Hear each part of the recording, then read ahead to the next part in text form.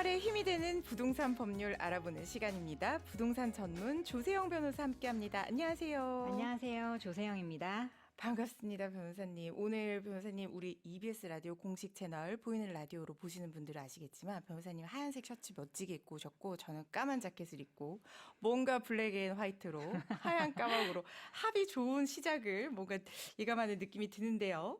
우리 법대로 코너에서 세금 이야기를 했어요. 네. 이 부동산이야말로 거래할 때 우리가 사실 이 대금만 생각해야 되는 게 아니라 세금 얼마나 부담해야 될지도 고민을 해봐야 되는 중요한 문제거든요. 우리 청취자분들을 위해서 부동산 세금 문제 여러 가지가 있겠지만 꼭 알아둬야 되는 거 하나만 딱 정보 주신다면요? 네, 가끔 가족 간에 부동산 매매를 하시는 경우가 있습니다. 근데 네. 이 가족끼리 부동산 매매를 하실 때는 이게 일반 거래와 비교해서 특수관계인이라고 보거든요. 네. 그래서 세금 기준이 아예 달라질 수가 있습니다. 이 부분을 꼭 체크하시고 거래하시면 좋은데요. 네. 특히나 뭐 시가 변동이 많은 시기에 매매가 이루어지는 경우에는 시가 그대로 거래를 했다 하더라도 이게 거래 당시에 바로 이제 계속 상승기에 있었다면 네. 저가 양도를 했다라고 오해를 받을 수가 있어서 네. 이게 세금 부과 제척 기간이 5년이잖아요. 네. 그러니까 뭐 매매를 한 지 한 4년, 5년쯤 되는 시점에 갑자기 예상치 못했던 양도세가 부과될 수도 있거든요. 그렇기 때문에 특히나 이런 특수관계인 친척, 가족 관계 거래를 하실 때는 반드시 그런 세무 전문가의 도움을 받아서 이 부분을 정확히 계산을 하시고 진행하시는 게 좋겠습니다. 네, 가족과 특수관계인에게 부동산을 매매할 때는 세금 문제 더 신경 쓰셔야 된다는 정보 알려주셨습니다. 이렇게 세금 정보까지 알아봤고요. 오늘은 부동산 임대인이 꼭 알고 있어야 할 내용들 짚어주신다고요? 네, 제가 부동산 사건을 많이 다루다 보니까 임차인 분들도 임대인 분들도 많이 만나게 되는데요. 다들 각자의 고충이 있어요. 쉽게 생각하시기에는 임대인이 강자, 뭐 임차인이 약자라고 생각하시기 쉬운데 꼭 그렇지만도 않습니다. 악덕 임대인이 있는 반면에 또 악성 임차인도 있는데요. 그럴 수 있죠. 네, 임차인 쪽에서 자기 의무는 다하지 않고 임대인을 곤란하게 만드는 경우도 많이 있습니다. 흔히들 뭐 조물주 위에 건물주 뭐 이런 말씀 들어보셨죠? 네, 네. 근데 실제 건물주분들 만나서 여쭤보면 고개를 절레절레 흔드시면서 아니라고 그렇게 얘기를 하십니다. 아, 그러니까요. 저도 사건 하다 보면 임대인 분들이 임차인 때문에 고생해서 소송까지 가게 되는 경우들도 있더라고요. 각자의 사정에 따라서 사실은 자신의 의무를 다하고 권리를 주장해야 되는 그런 관계라고 보는 게 맞겠죠? 네, 그렇습니다. 오늘은 그래서 부동산 임대인이 겪게 되는 고충, 그리고 그것을 어떻게 해결하면 되는가 위주로 말씀을 드려보려고 하는데요. 꼭 임대인 분들만 들으시면 좋은 내용은 아니고, 오히려 임차인 분들도 오늘 정보 들어보시고 반대로 생각하시면 되기 때문에 도움이 많이 되실 겁니다. 좋습니다. 먼저 이 월세 있는 임대차, 이런 경우에는 정말 많은 사례죠. 월세 밀리는 경우 많다면서요. 네, 뭐 건물주든 아니면 집 한 채 가지고 있는 집주인이든 이 월세를 받아서 세금도 내고 뭐 대출 받았던 돈에 대출 이자도 내고 대출이자. 네, 그렇게 빠듯한 경우가 많습니다. 그런데 임차인이 월세를 밀리게 되면 그런 자금 계획에 차질이 생기기 때문에 임대인 입장에서는 아주 곤란해집니다. 아, 그럴 수 있겠네요. 당연히 계약 내용에 따라서 이달 며칠에 이 월세만큼 들어오겠지 하고 자금 계획을 해놨는데 그게 안 들어오게 되면 이건 사실 월급을 못 받는 근로자의 마음이랑 비슷할 것 같은데 이렇게 임차인이 월세를 안 내는 경우에 임대인 뭐 어떻게 할 수 있을까요? 네, 주택의 경우에는 2개월치, 상가의 경우에는 3개월치가 미납이 되면 계약 해지까지 가능합니다. 이게 연속으로 뭐 1월, 2월 이렇게 2개월 또 3개월 연속으로 밀려야 되는 것은 아니고요. 네. 이 계산 방법은 월세 금액 기준으로 미납된 누적 금액이 2개월치에 이르거나 3개월치에 이르면 임대인은 계약 해지가 가능합니다. 그래서 뭐 1개월 미납했다가 다음 달에 2개월치를 한 번에 갚게 되면 그건 없어지는 거고요. 밀린 게 없어지는 그렇죠. 거예요? 그래서 다음 달에 다시 밀리면 그때부터 다시 1개월이 시작되는 거라고 보시면 되겠습니다. 아, 그러면 이럴 수 있겠네요. 2월에 50만 원 월세를 안 내고 3월에 냈다가 4월에 50만 원 월세 안 내고 그러면 이건 2개월 분 월세가 밀린 거예요? 그렇죠. 아, 그렇군요. 네네. 금액 기준으로 생각하시면 되겠습니다. 네네. 그래서 임대인 입장에서 주택의 경우에는 월세 2개월치, 상가는 월세 3개월치가 밀리기 전까지는 사실은 뭐 1개월, 2개월 밀렸다 하더라도 일단은 두고 보는 방법밖에는 없어요. 물론 월세 금액이 크고 매달 지급받는 게 아주 중요한 경우라면 한 달만 미납돼도 연락을 해서 뭐 월세가 안 들어왔다라고 독촉은 하실 수 있겠지만 사실 이때는 임대인이 크게 할 수 있는 것이 없고 그냥 빨리 달라라는 정도의 압박밖에는 할 수 없기 때문에 임대인에게 뭐 대단히 큰 카드가 있는 건 아닙니다. 네. 근데 그렇게 기다려 보다가 이제 주택의 경우 2개월치, 상가는 3개월치가 미납이 됐다. 그러면 임대인은 선택권이 생깁니다. 그동안 안 그래도 여러 문제를 일으켜서 막 골치 아프고 나갔으면 좋겠는데 하는 그런 임차인이었다면 네. 바로 계약 해지 통보를 하시면 돼요. 어. 계약 만기가 안 됐더라도 월세를 미납한 사실만으로 나가라고 할 수 있는 권리가 생기는 겁니다. 그렇군요. 그렇지 않고 뭐 괜찮은 임차인인 것 같아서 계약을 계속 이어가고 싶기는 한데 월세를 받고 싶으신 상황이라면 네. 이 월세를 미납한 임차인은 주택임대차보호법 그리고 상가임대차보호법상 임차인에게 많은 권리를 부여하고 있거든요. 그렇죠. 이 부분에서 많은 권리를 누릴 수 없게 된다는 사실을 알아두신 채로 임대인분께서 대화를 하시면 좀 더 유리한 고지를 점하실 수가 있습니다. 이 정보는 임대인뿐만 아니라 방송을 듣고 계시는 임차인에게도 굉장히 중요한 정보가 될 것 같은데 만약에 이렇게 월세를 밀리게 되면 임차인은 어떤 권리를 더 이상 주장할 수가 없게 될까요? 네, 주택의 경우에는 주택임대차보호법상 2년 살고 난 뒤에 2년 더 살겠다고 하는 계약갱신 청구를 할 수 있잖아요. 네. 그런데 월세를 2개월치 이상 미납한 임차인은 임차인이 계약갱신 청구를 하는 경우에 이를 거절할 수가 있습니다. 아, 미납하고도 계약 기간 유지하다가 만기가 다 돼서 미납한 적이 있다고 하면 네네네. 그렇군요. 그래서 상가의 경우도 마찬가지인데요. 이 상가 임대차 계약 기간을 1년이나 2년으로 보통 정하는데 네. 상가 임대차 보호법에 따르면 계약 갱신 청구권이 있어서요. 네. 10년의 범위 내에서는 계속해서 계약 갱신을 요구할 수가 있습니다. 네. 그런데 임차인이 3개월치 이상 월세가 밀린 사실이 있다면 네. 임대인은 이 계약 갱신 청구를 거절할 수가 있어요. 그렇군요. 또 임차인은 또 계약 만기로 나갈 때 상가의 경우에는 다음 임차인으로부터 권리금을 받을 수가 있는데요. 네. 만약에 임대인이 권리금 받는 행위를 방해하게 되면 임대인에게 손해배상 청구까지 할 수 있게 규정이 돼 있습니다. 네. 그런데 임차인이 3개월치 이상의 월세를 미납한 사실이 있다면 그 권리금 회수기의 보호 권리 자체도 행사할 수가 없게 됩니다. 아, 이건 상당히 중요한 내용입니다. 이 권리금이라는 게 법적으로 우리가 명문화된 규정은 아니지만 사실 상가에서 권리금 굉장히 큰 경우가 많거든요. 특히 목이 좋은 곳일수록 이 권리금이 얼마냐 이거는 다음 어디에 상가를 들어갈지 중요할 때 결정할 때도 굉장히 중요한 정보가 되는 것이고 내가 이걸 받고 나가야 되는데도 불구하고 이걸 제대로 받을 권리 자체를 뭔가 지금 제대로 행사할 수 없는 상황이 될 수 있다는 겁니다.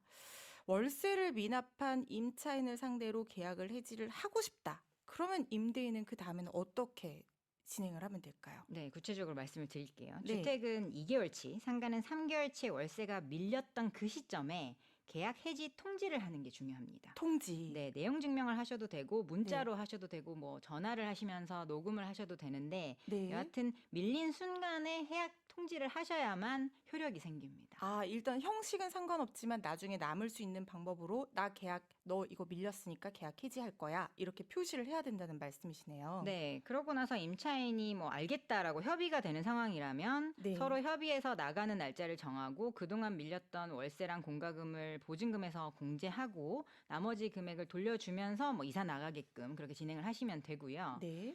그런데 임차인이 스스로 나가지 않고 나 못 나가겠어요라고 하던가 아니면 네. 나갈 거는 나갈 건데 조금만 기다려주세요 하면서 뭐 차일피일 미루는 경우가 또 많습니다. 벌써 머리가 아픕니다. 네, 이때는 사실 명도 소송을 빨리 제기하셔야 돼요. 네. 명도 소송에서 승소를 해서 판결문을 받게 되면 그 판결문을 집행 권원으로 해서 강제 집행을 할 수가 있습니다. 그럼 명도 소송이라는 건 나한테 이거 물건, 그러니까 이 새 살고 있는 건물 돌려줘 이런 소송이고 네네. 여기서 이기면 강제로 나가게 할 수 있다는 말씀이신 그렇죠. 거죠. 그 집행문을 부여받아서 집행을 하게 되면 법원 집행관이 나와서 네. 문을 따고 들어가서 물건을 드러내는 그런 절차를 합법적으로 할 수 있다는 거죠. 그렇군요. 네, 이 명도 소송을 하는 중에는 사실은 임차인을 내보낼 수는 없어요. 네. 근데 월세는 계속 발생을 하는 거죠. 그래서 만약에 계속 월세를 안 내고 있다면 보증금에서 계속 공제를 해나가면 됩니다.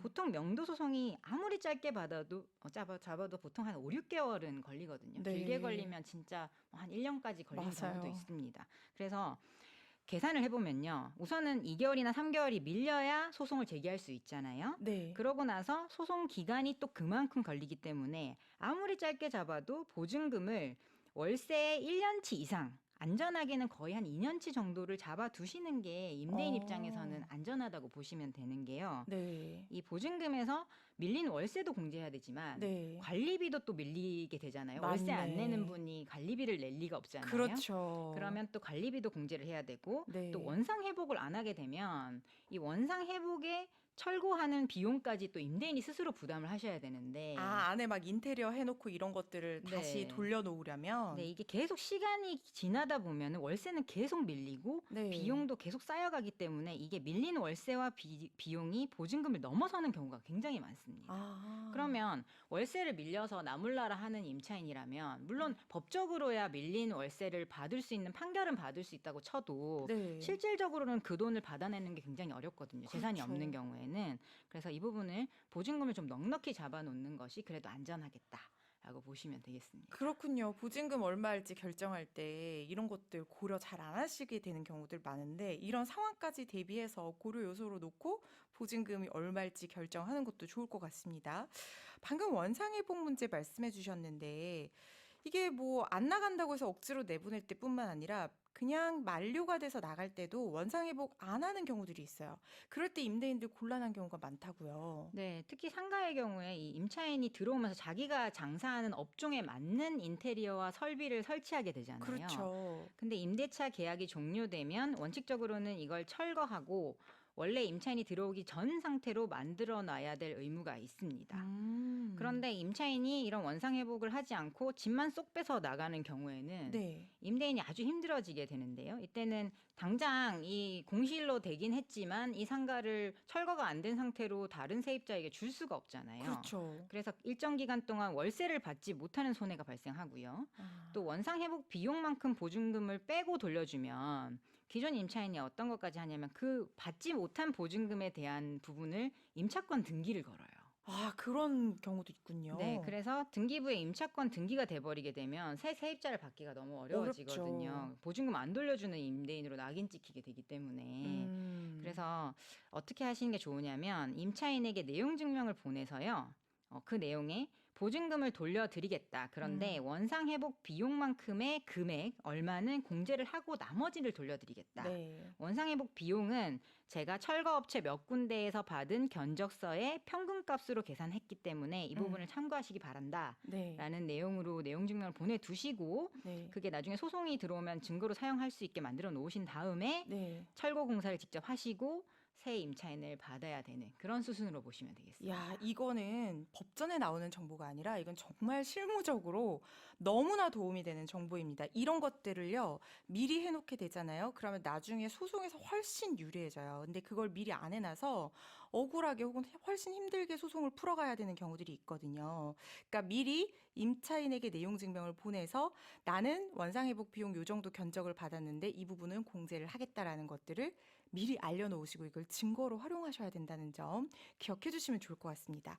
상가에서는 말씀해 주신 것처럼 이렇게 권리금 분쟁 정말 많이 발생하잖아요. 네, 예전에는 권리금에 대한 조항 자체가 없었는데 네. 2015년에 상가 임대차 보호법에 권리금 회수 방해 금지 조항이 신설됐습니다. 네. 그러고 나서 이 권리금으로 인해서 임대인과 임차인 간의 분쟁이 많이 발생하고 있는데요. 원래 권리금이라는 개념은 기존 임차인이 새로운 임차인으로부터 받아나가는 돈이니까 사실 임대인은 관여할 문제는 아니거든요. 네. 그런데 임대인이 이런 임차인이 권리금을 받아나가는 행위 자체를 방해하는 경우에는 손해배상 책임을 지도록 돼 있습니다. 옛날엔 그런 일이 많았거든요. 임대인이 뭐 직접 장사하겠다는 이유로다든가 맞아요. 아니면 뭐 여러 가지 이유로 임차인의 권리를 거의 방해하고 무시해서 권리금 못 받아나가게 만드는 그런 일들이 많아서 이 조항이 생긴 겁니다. 맞아요. 특히 장사 잘 되는 것, 그런 지역에 그런 업종 하다가 임대인이 보고 이 월세보다 내가 직접 하면 훨씬 좋겠는데 하면서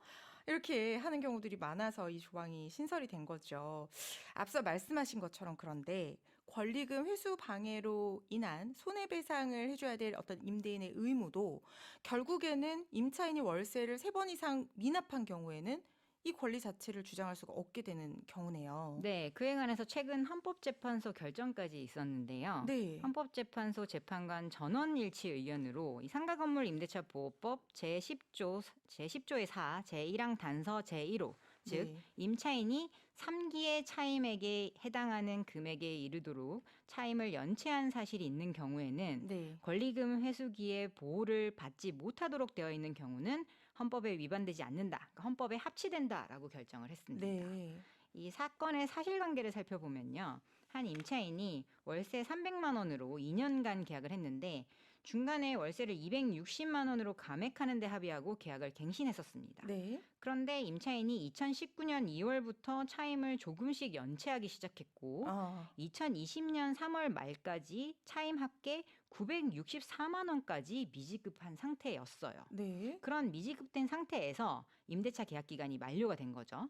그러니까 임차인은 신규 임차인을 주선하면서 임대인에게 이 사람과 새 계약을 해주십시오. 나는 권리금 받을 테니까. 네. 라고 했는데 임대인은 소개한 새 임차인과 임대차 계약을 체결하고 싶지 않았어요. 어, 그러니까 임차인은 권리금 회수 기회를 방해했다라고 주장하면서 임대인을 상대로 손해배상 청구 소송을 제기한 사건이었습니다. 요거 월세가 지금 260만 원이잖아요. 그러면은 3번 연체를 하면 지금 곱하기 3을 하면 780만 원이 연체가 되면 3번 연체한 건데 지금 안 낸 돈이 964만 원이었다 그랬어요. 그러면 이 사람 3번 이상 미납한 경우 아닌가요? 아, 역시 우리 허 변호사님 산수가 빠르십니다.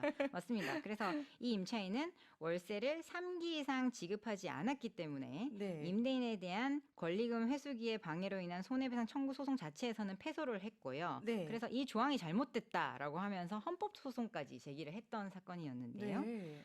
헌법재판소는 어떻게 봤냐면 임차인이 임대차 계약에 있어서 가장 기본적이고 주된 의무인 차임의 지급을 3기의 차임액에 해당하는 금액에 이르도록 이행하지 아니한 경우에는 임대인과 임차인 간의 신뢰관계가 깨졌다고 봐서 당해 임차인을 권리금 회수 기회의 보호 대상에서 제외함으로써 임대인과 임차인 양자 간의 이해관계를 조절하고 있는 것이라 할 수 있다라고 하면서요. 네. 만약에 임차인이 이렇게 3기의 차임액에 이르는 금액을 미루는 경우에도 임대인이 무조건 임차인이 주선하는 신규 임차인과 임대차 계약을 체결하도록 강제한다면 임대인 입장에서는 이거는 차임 지급도 제대로 하지 않아서 이미 신뢰를 잃은 임차인과 사실상 계약을 갱신하는 것과 크게 다르지 않을 수 있다.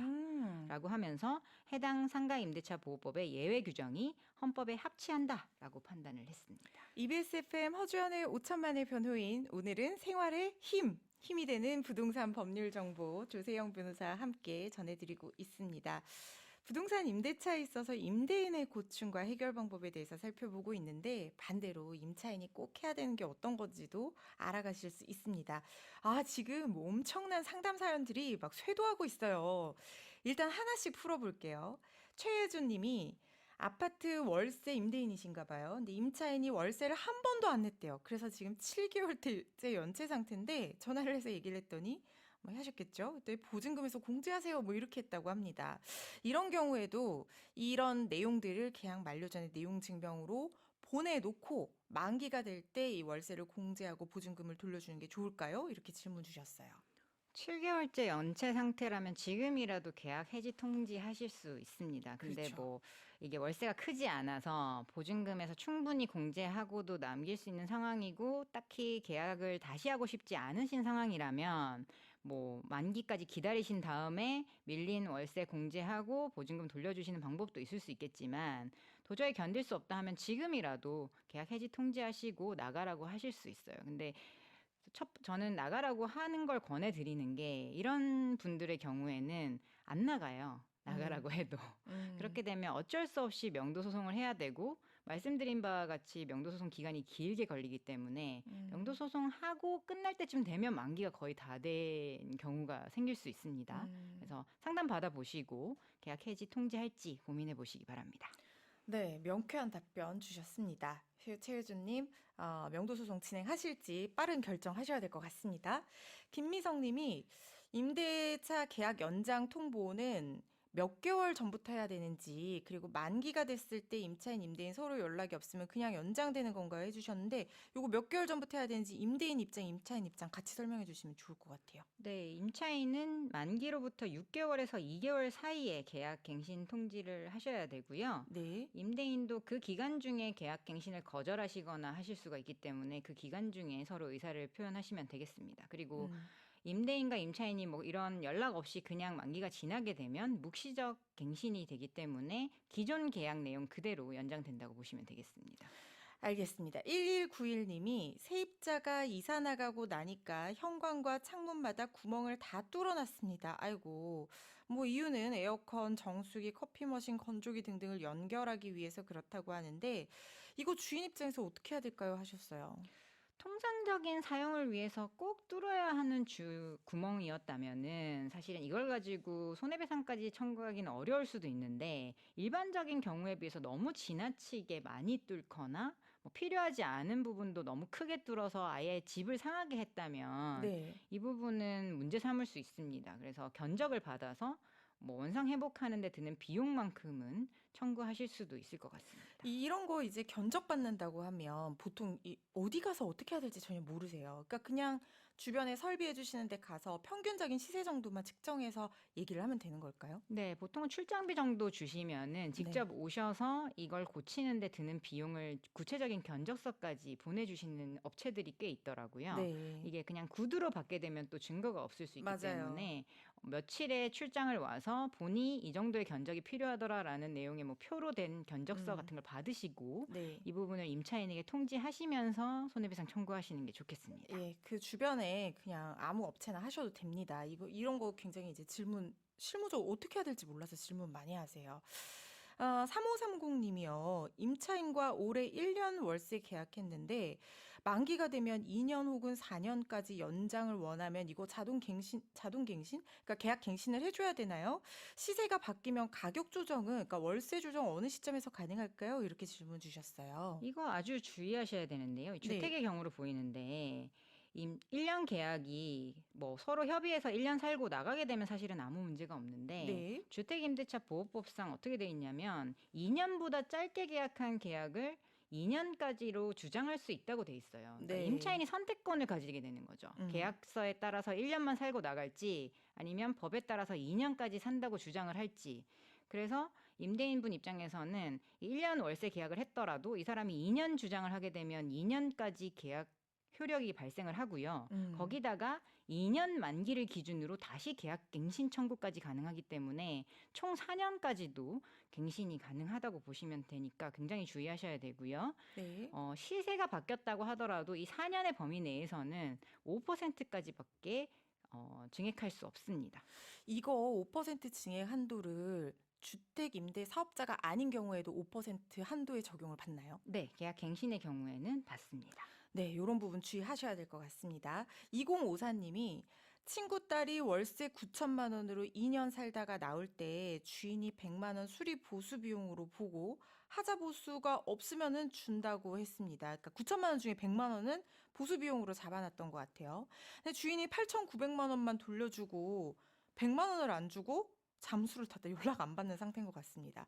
이거 100만 원 받을 수 있는 방법 없을까요? 라고 하셨는데 이거 어떻게 보세요, 변호사님? 가능합니다. 조금 귀찮을 수는 있는데요. 소액 네. 심판 청구하셔서 100만 원 청구하시면 네. 주인 입장에서 이게 보수 비용으로 썼다라는 정확한 영수증으로 입증하지 못하게 되면 무조건 돌려줘라라는 판결을 받으실 수 있게 되고요. 네. 이 100만 원짜리 판결을 가지고 집에 경매까지도 걸 수 있습니다. 그러니까 어. 끝까지 집요하게 하시면 네. 받으실 수 있는데 네. 이게 절차가 좀 복잡하다 보니 좀 귀찮아지실 수는 있지만 요즘 네. 나홀로 소송에 대한 정보도 인터넷에 많이 있기 맞아요. 때문에 소액 심판 청구 스스로 하는 법 이렇게 검색하셔서 100만 원짜리 소송 걸어서 하면 이 집주인 쪽에 오히려 입증 책임이 가는 거라서 크게 걱정하지 않으셔도 될 것 같아요. 근데 이거 100만 원 수리 보수 비용으로 보고 하자 보수 없으면 준다고 한 거 요것도 입증해야 될 것 같은데요? 네네네. 그 부분에 대한 뭐 연락이나 네. 녹음이 있으면 그 부분도 어쨌든 우리는 9천만 원을 돌려받을 권한이 있는데 네네. 8,900만 원까지밖에 안 돌려받았기 때문에 100만 원을 받을 권리가 당연히 있는 것이고요. 왜 못 돌려주는지에 대해서는 집주인 쪽에서 입증을 해야 됩니다. 그렇습니다. 집주인이 왜 100만 원 못 돌려줬는지에 대해서 입증 책임이 있다고 하니까요. 나홀로 소송 한번 시도해 보셔도 좋을 것 같습니다. 다음 얘기로 넘어가 볼게요. 계속해서. 보통 주택을 매매할 때 우리가 전세를 끼고 매매하는 경우가 있습니다. 그러니까 이제 주택이 예를 들어서 1억이라고 하면 전세가 8천 들어와 있다. 그러면 우리는 2천만 원만 주고 주택을 구입을 할 수가 있고 대신에 보증금을 돌려줘야 될 의무가 생기는 그런 경우를 전세를 끼고 매매하는 경우라고 하는데 이럴 때 임대인이 주의해야 될 점이 있다고요? 네, 집주인이 직접 그 집에 살면서 집을 파는 경우도 있지만 말씀하신 네. 대로 집에는 임차인이 살고 있는 상태에서 주택 매매 계약이 이루어지는 경우도 많습니다. 당연히 가능하고요. 자유롭게 하실 수 있는데 이때 일반적으로는 당연히 새 집주인이 그 전세의 임차인에 대한 보증금 반환 채무를 승계하기 때문에 보증금만큼을 빼고 나머지 매매 대금을 주고받게 됩니다. 주택임대차보호법에도 이 임차주택의 양수인, 그러니까 사는 사람은 임대인의 지위를 승계한 것으로 본다라고 규정이 돼 있기 때문에 임차인이 살고 있는 집이 매매된 경우에 새로운 집주인은 기존 집주인의 임대차 계약상의 권리 의무를 그대로 승계하고 전세 보증금 반환 채무도 면책적으로 인수하게 됩니다. 근데 이게 주의해야 될 대법원 판례가 하나 있습니다. 어떤 거죠?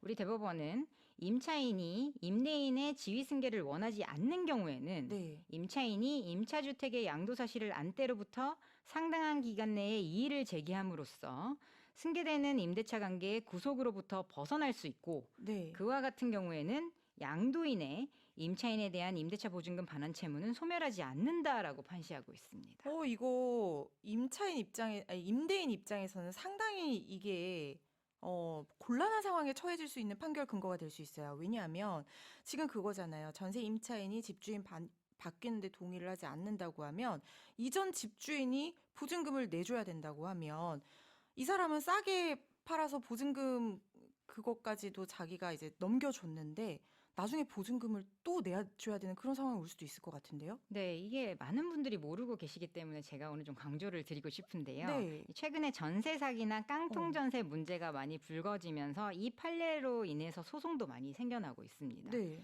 임차인 입장에서는 자기도 모르는 사이에 집주인이 바뀌었는데 새 집주인이 만약에 보증금을 내어줄 능력이 없는 자로 보이는 상황이라면 이미 집을 팔고 나갔던 전 집주인에게 보증금을 돌려달라라고 하는 소송을 제기할 수도 있다는 거고요. 네. 실제로 소송이 많이 진행되고 있습니다. 물론 처음부터 임대인이 임차인을 속여서 사기를 칠 의도로 진행된 사건이라면 처벌도 받아야 되겠고 돈도 돌려줘야겠지만 네. 그런 경우가 아니라 일반적인 매매 계약을 체결하고 보증금을 뺀 나머지 금액만 받고 집을 넘겨준 집주인 입장에서는 너무 억울하게도 이 보증금을 두 번, 그러니까 한 번 더 내줘야 되는 처지에 처할 수도 있다는 거예요. 그렇군요. 아까 제가 처음에 그 예시를 들어드린 것처럼 2천만 원만 받고 집을 팔았는데 8천만 원을 또 자기가 내줘야 되는 상황이 될 수도 있다는 거네요. 손해가 두 배가 되는 거잖아요. 하나만 손해가 되겠네요. 전세를 끼고 그러면 집을 팔 때 어떻게 하면 좋을까요? 네, 이 전세 임차인에게 내가 매매한다는 사실을 통지하고 동의를 받는 절차를 꼭 진행하셔야 됩니다. 그러니까 문자나 전화 녹음을 하면서 이번에 제가 집을 팔게 됐습니다. 네. 새 집주인이 될 사람은 누구누구고 연락처는 010 땡땡땡 이렇게 됩니다. 네. 앞으로 집에 대한 문제가 생기거나 전세 만기에 이사 일정을 잡고 보증금 받는 문제는 이 새 집주인에게 연락하시면 되겠습니다라는 연락을 하시고요. 그리고 임차인으로부터 알겠다라고 하는 답을 꼭 받아두셔야 됩니다. 그리고 이 증거들을 꼭 보관해 주시는 게 중요한데요.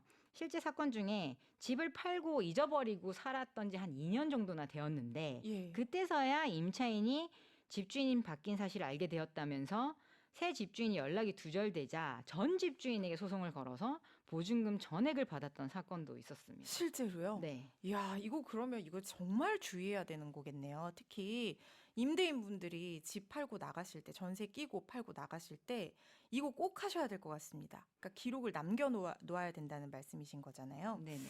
주택 임대차 계약갱신 청구권도 이거 요즘 문제가 많습니다. 네, 전세 만기가 6개월이 남지 않은 경우에 이 전세를 끼고 집을 파시거나 사신다면 네. 주의할 점이 있습니다. 이게 2020년 7월 31일부로 이 임대차 3법, 주택 임대차 보호법의 계약갱신 청구권이 신설이 됐잖아요. 네.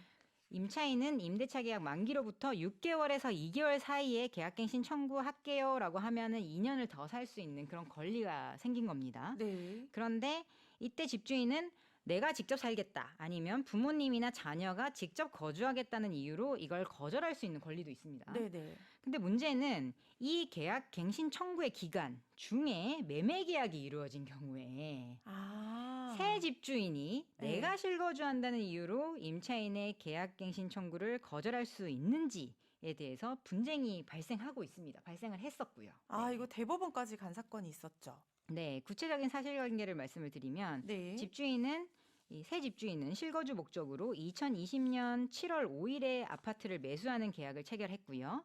10월 30일에 소유권 이전 등기까지 마쳤습니다. 네. 근데 그 아파트에는 전세 임차인이 살고 있었는데 2019년 4월부터 2021년 4월까지 전세 계약을 맺고 살고 있었습니다. 네. 그 임차인이 2020년 10월 16일에 원래 집주인인 전 집주인에게 계약갱신을 요구해왔어요. 네. 근데 이 시기가 공교롭게도 새 집주인이 소유권 이전 등기를 한 10월 30일보다는 이전이었습니다. 2주 전이었네요. 그래서 새 집주인은 11월이 돼서 이제 자기가 집주인이 됐으니까 네. 임차인에게 내가 실거주할 테니까 나가달라라고 통지를 했는데요. 아. 임차인은 나는 이미 전 집주인에게 계약갱신 청구를 했기 때문에 네. 못 나갑니다라고 반박을 했어요. 아, 그러니까 계약갱신 청구권 행사한 게 전 집주인인 경우군요. 네. 네, 이에 어쩔 수 없이 새 집주인은 임차인을 상대로 건물 명도 소송을 제기하게 됐는데요. 네. 1심에서는 집주인이 승소했고 2심에서는 임차인이 승소를 했는데 네. 대법원에서는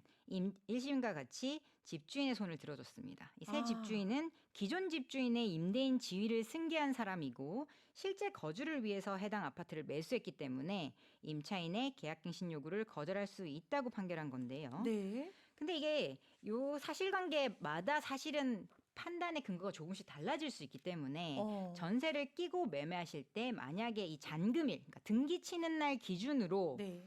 현재 살고 있는 임차인의 남은 전세 기간이 6개월 미만으로 남아 있다면 네. 반드시 임차인이 계약갱신을 하려고 하는지 썼는지 안 쓴다고 했는지 그것에 대한 확인을 하고 그에 대한 증거까지 남기고 나서 매도나 매수를 하시는 게 서로 안전하겠습니다. 계약갱신 청구권도 전세 물건 살 때, 전세 끼고 주택을 살 때는 그 집에 있는 세입자의 계약갱신 청구권까지도 신경 써야 된다는 조 변호사님의 말씀이었습니다.